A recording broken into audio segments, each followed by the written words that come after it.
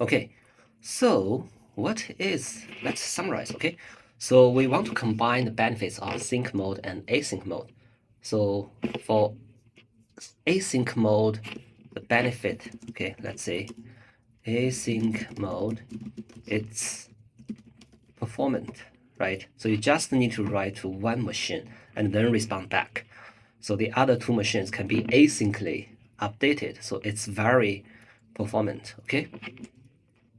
And for sync mode,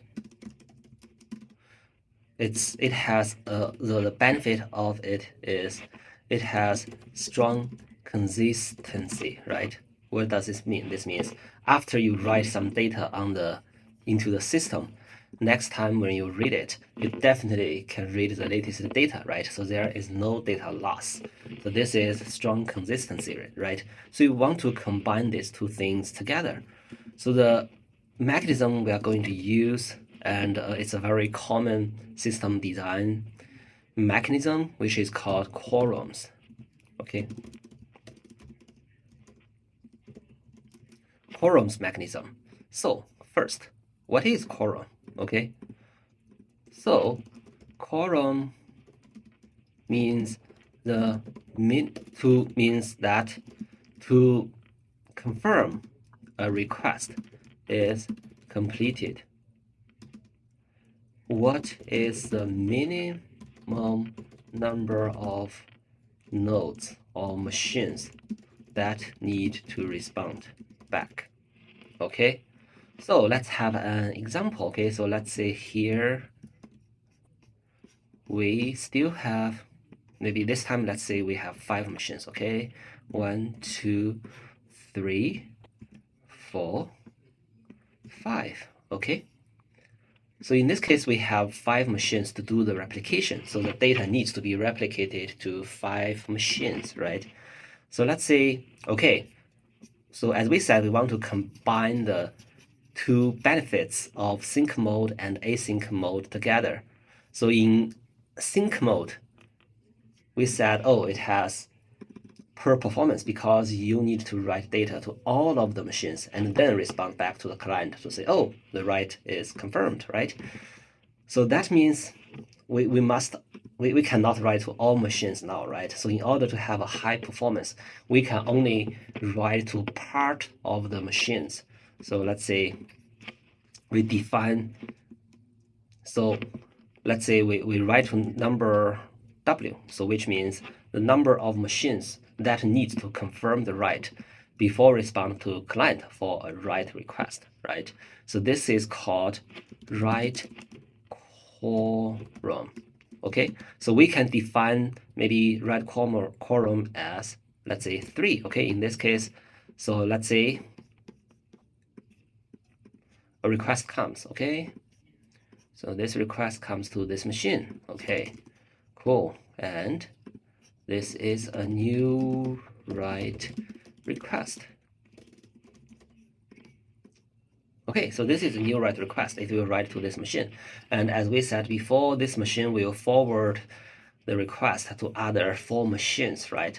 But as long as the other 2 machines, maybe this 2 or this 2 or any of the 2 machines out of the other 4 machines, as long as 2 of them respond back to say, oh, I have written the data, then we just respond back to the client to say, okay, the write is completed. We confirm the write is written into our system, right?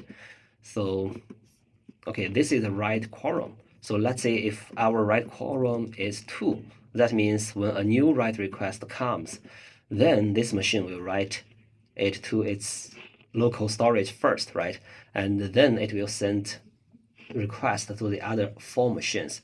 But since our write quorum is 2 now, it means as long as one of the other 4 machines respond back to say, oh, I accept it and I acknowledge the data, then this machine can just respond back to the client to say, okay, now your write is confirmed. So it's successful, right?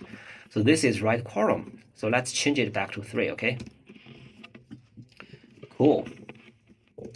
Okay, so with this, you can see instead of waiting for all 5 machines to respond back to see the write is completed, we only write to 2 of them or 3 of them, which is defined by our quorum, right? So in this case, it means our performance will be much better than the previous sync mode, which needs to write the data to all the machines, right? So this is how we achieve a good performance, right? Okay, yes, we achieved good performance. However, how we can guarantee we have strong consistency? In this case, it means, let's say, okay, now I have a write request. So let's say the original data here is 5. Okay, so original data here on all machines are 5.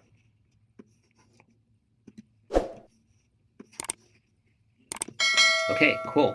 Now this write request, it wants to change the data to 10. Okay, so let's say our write quorum is 3. Okay, so that means as long as we write the data to 3 of the machines, then we can confirm the write is completed, right? So definitely, let's say this machine will receive this request, definitely it will change its own data to 10, right?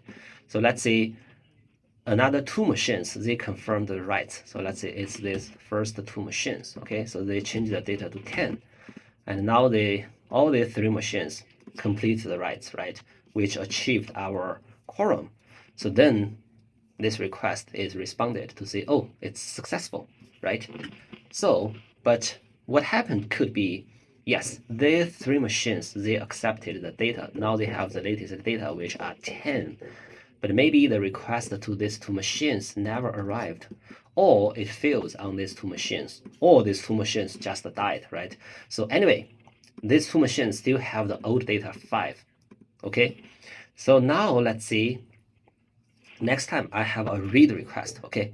So what should be a good number of read quorum? So let's see, for read request, we have a read quorum, right? So read quorum means how many machines need to return back the data so I can confirm the read is completed, right? So let's say our read quorum is 1. Let's see whether it will work, okay? Whether we can get the latest data we write before, which means in this case, which means whether we can get number 10, which is our latest data that we have written, okay? Okay, so let's assume read quorum is 1. Now let's see we have a read request. So here we have a read request, okay? And let's say this read request hit this machine this time. Cool. Yes. So this machine will respond to say, okay, I have data 5, right?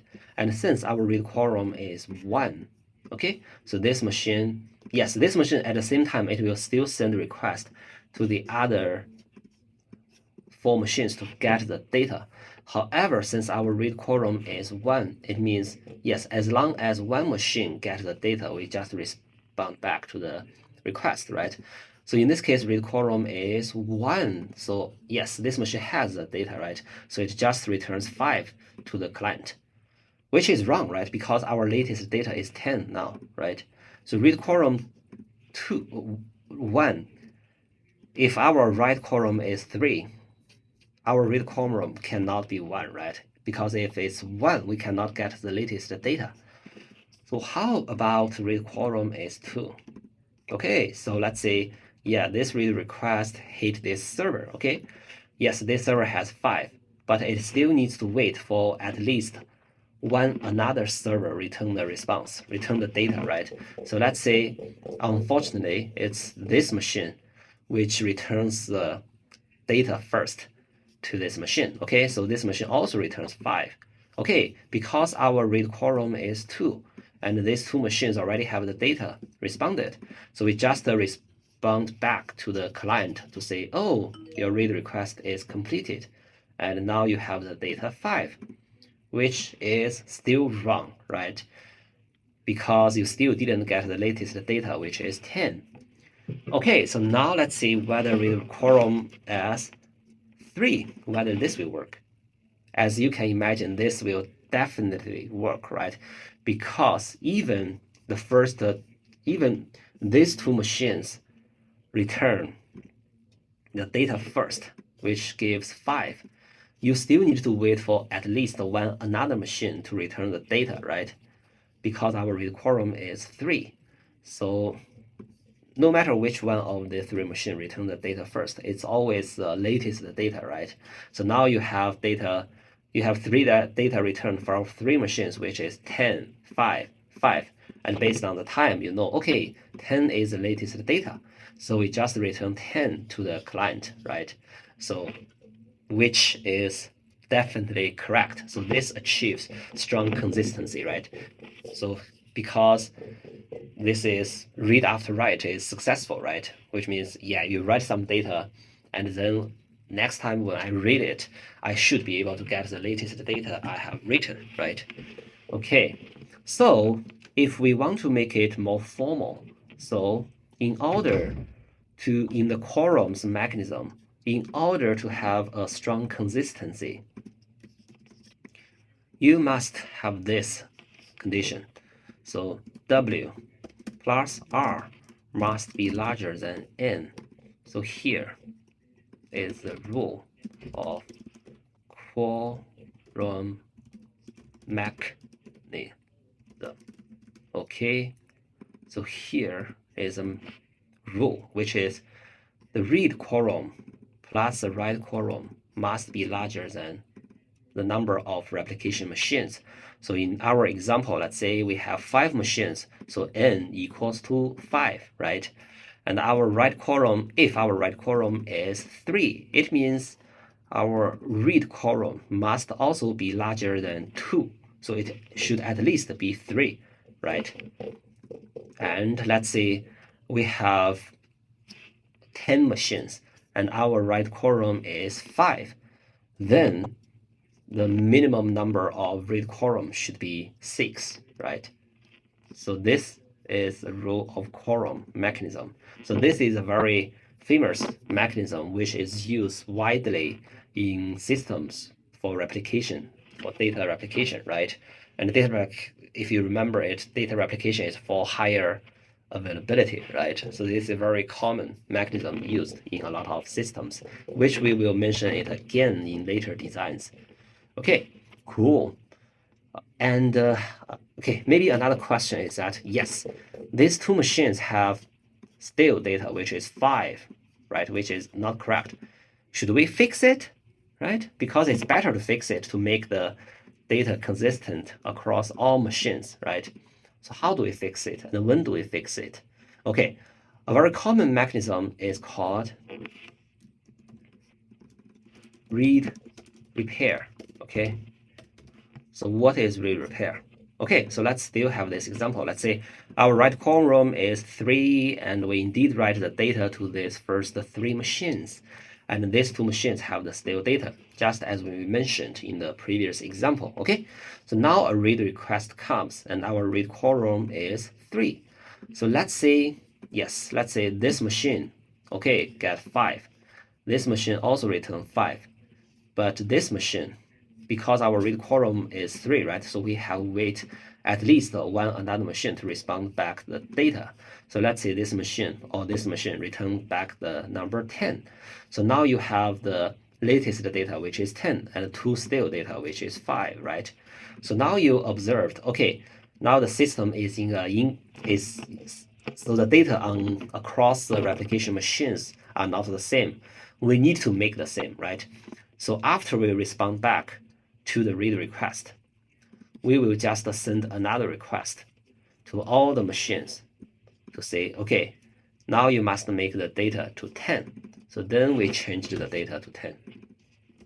So this is called read repair. Read repair means, okay, when I read the data from the different machines, if I find there is inconsistent among the data among the different machines, then I will just forcibly make all the machines to have the same latest data, right? So this is how we fix the stale data on some of the replication machines. Okay, cool. Yeah, let's have a retrospect of what we talked about in this video. So we talked about how to achieve high availability in a system. And it's a commonly used mechanism is called replication, which is you just replicate the data across different machines, right? So for example, for each data, you store it in 3 machines at least, right? So this is how you make data replicated across different machines, right? And also we talked about 2 modes to store the data on different machines, right? One is master-slave mode, which is only one of the replication machines will accept read and write request. While there's another mode, which is called master-master mode. So basically you can, so all the machines are masters, right? So any of them can serve any request, right? And then we also talked about how do we combine the benefits of master-slave mode and master-master mode. And that's called Quorums mechanism, right? So basically you define a write quorum and read quorum, and then write quorum plus read quorum must be larger than the number of replication machines. And that's how you combine the benefits, right? Okay, cool. So hopefully you enjoy this video. So see you next time.